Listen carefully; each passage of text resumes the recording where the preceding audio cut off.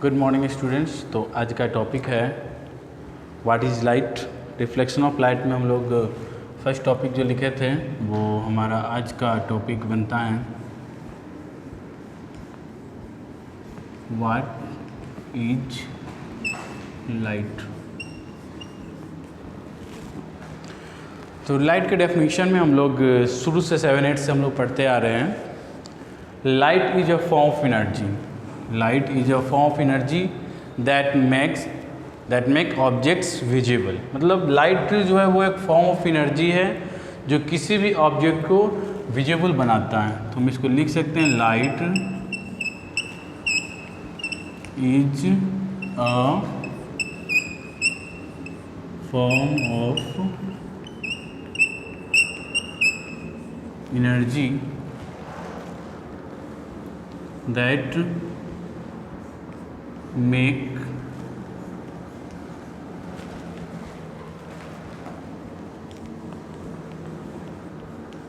Objects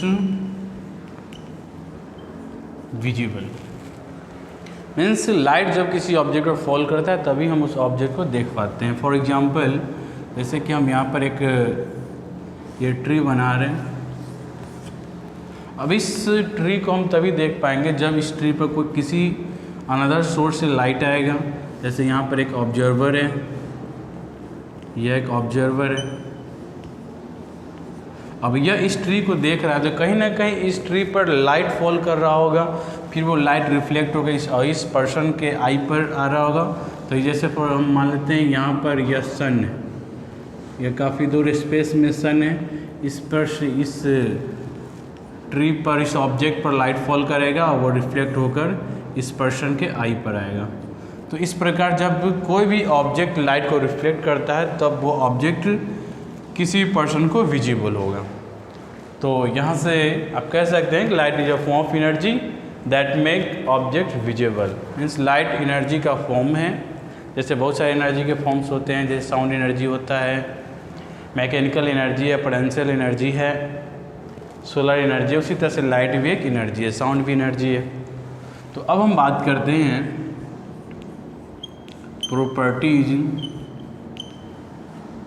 properties of light. Means कि light के क्या क्या प्रॉपर्टीज है।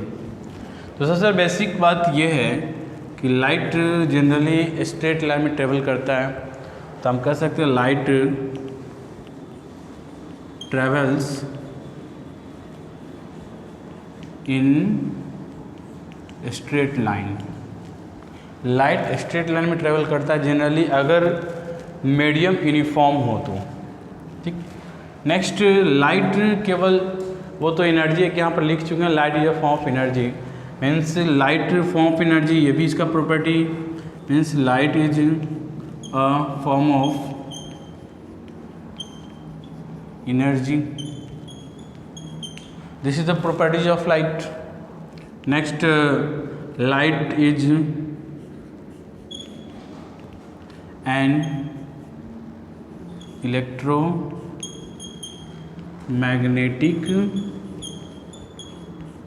Light is an electromagnetic wave of nature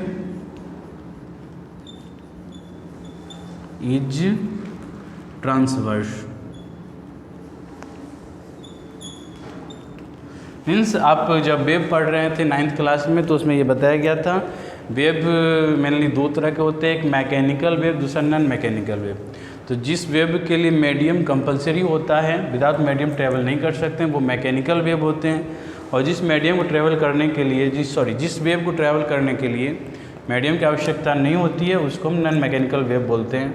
और नॉन मैकेनिकल वेव ही हमारा इलेक्ट्रोमैग्नेटिक वेव होता है और इसको ट्रैवल करने के लिए कोई मटेरियल से बना मीडियम की ज़रूरत नहीं है। मीन्स सॉलिड, लिक्विड, गैस वाली मीडियम की ज़रूरत नहीं है, अर्थात ये वैक्यूम से भी ट्रैवल कर सकता है। तो light is an electromagnetic wave. अब यहाँ पर वेव के दो तरह के नेचर होते हैं, एक लॉन्गिट्यूडिनल, वेव के दो नेचर होते हैं, एक होता है लॉन्गिट्यूडिनल और दूसरा होता है ट्रांसवर्स। लॉन्गिट्यूडिनल ट्रांसवर्स मीन्स अगर वेव इस तरह से मूव करे, जैसे यह इस तरह का वेव फॉर्म हो तो ये ट्रांसवर्स वेव होता है, और इस तरह का वेव हो तो ये लॉन्गिट्यूडिनल वेव होता है। तो लाइट इस तरह से ट्रेवल करते हैं। तो light have dual nature, light have dual nature. Light के दो नेचर होते हैं, एक होता है particle nature and wave nature.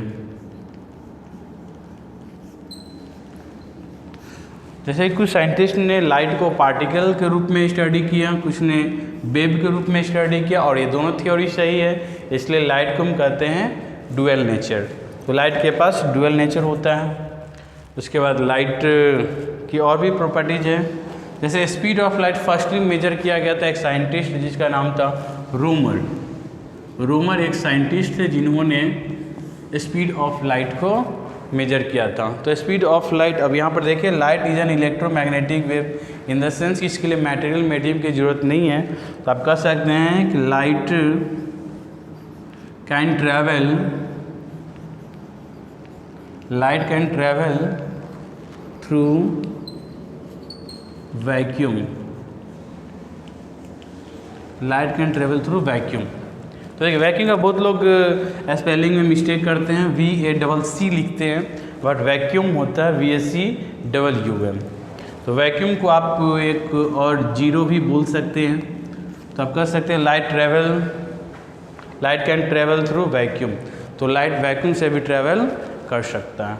तो अब इसको इतने प्रॉपर्टीज हो गए, और भी प्रॉपर्टीज हैं, फिर भी आगे अगर एक दो और हम बात करते हैं।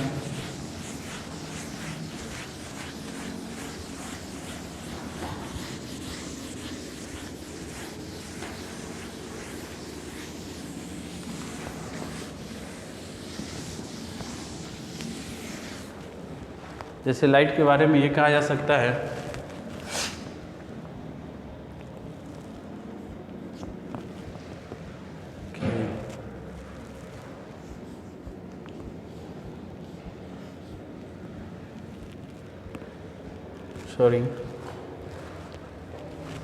स्पीड ऑफ लाइट जो होता है वो उस मीडियम के ऑप्टिकल डेंसिटी पर डिपेंड करता है। Speed of light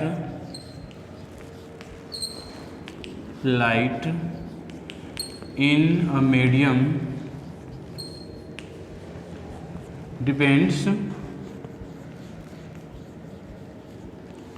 depends upon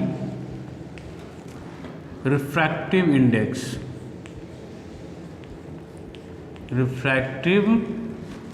index, इसको सिंबल में म्यू लिखा जाता है। Speed of light in a medium depends upon refractive index और optical density. Speed of light depend करता है किसी भी मीडियम के रिफ्रैक्टिव इंडेक्स पर और ऑप्टिकल डेंसिटी पर। मीन्स कि किसी मीडियम का ऑप्टिकल डेंसिटी जितना इंक्रीज करेगा, वेलोसिटी ऑफ लाइट उस मीडियम में उतना ही डिक्रीज करेगा। तो जनरली ऑप्टिकल डेंसिटी क्या होता है, हर मीडियम हर ऑब्जेक्ट का अपना डेंसिटी होता है, तो यह उसका ऑप्टिकल डेंसिटी है। Generally density increase means optical density increase होता है, लेकिन यह हर ऑब्जेक्ट्स के लिए परफेक्ट नहीं है। जैसे फॉर एग्जांपल तारपीन ऑयल होता है, उसका डेंसिटी अलग होता है बट उसका ऑप्टिकल डेंसिटी कम होता है।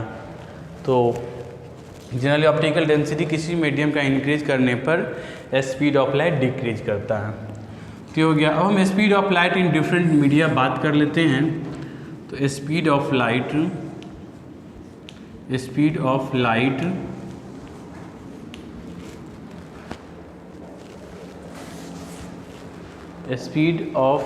इन डिफरेंट मीडिया, अलग अलग मीडियम स्पीड ऑफ लाइट अलग अलग होते हैं। जैसे speed of light in vacuum, speed of light vacuum, equal to speed of light in vacuum होता है 3 लाख किलोमीटर पर सेकेंड। इसको लिख सकते हैं 3 × 10⁸ मीटर पर सेकेंड, या इसको अगर किलोमीटर पर सेकेंड में लिखते हैं 3 × 10⁵ किलोमीटर पर second. Speed of light in air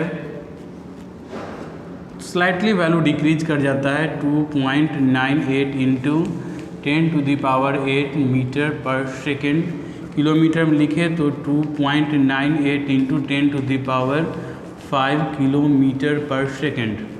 अब यहाँ पर एयर का वैल्यू वैक्यूम का वैल्यू दोनों एक दूसरे के काफ़ी क्लोज है, इसे जनरली हम एयर में भी स्पीड ऑफ लाइट 3 × 10⁸ मीटर पर सेकेंड कंसीडर कर लेते हैं। अब लेकिन स्पीड ऑफ लाइट इन पहले वाटर, यह वैल्यू होता है 2.25 × 10⁸ मीटर पर सेकेंड, 2.25 × 10⁵ किलोमीटर पर सेकेंड। और एक और last point, speed of light in glass equal to 2 × 10⁸ metre पर सेकेंड इक्वल टू 2 × 10⁵ किलोमीटर पर सेकेंड। तो आज के लिए इतना ही। इतने टॉपिक्स को आप फिर कॉपी में नोट कर लेंगे और फिर आएगा जो टॉपिक्स है उन लोग अगले क्लास में बात करेंगे।